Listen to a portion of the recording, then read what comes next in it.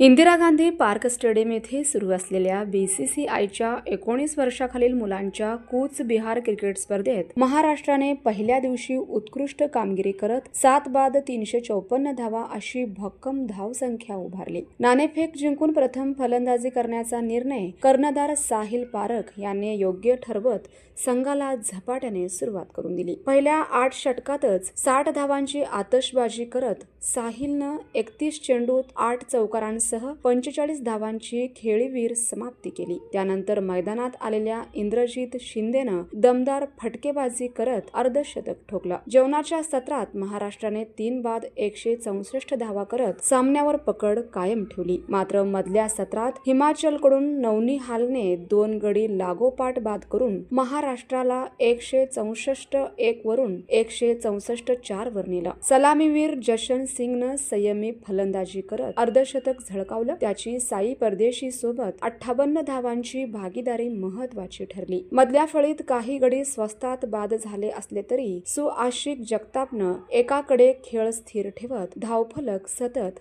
हलता ठेवला। दिवस अखेर जगताप नाबाद 71 तर त्याला साथ देणारा शुभम कदम नाबाद 43 अशी दोघेही खेळपट्टीवर ठाम उभे राहिले। हिमाचलकडून अंश धीमनने 62 धावात 3 बळी, नवनिहालने 2 तर अक्षय वशिष्ठ व आर्यन ठाकूर यांनी प्रत्येकी 1 बळी घेतला। उद्या दुसऱ्या दिवशी महाराष्ट्राचे उर्वरित फलंदाज किती धावा जोडणार याकडे सर्वांचं लक्ष लागून राहिलं आहे।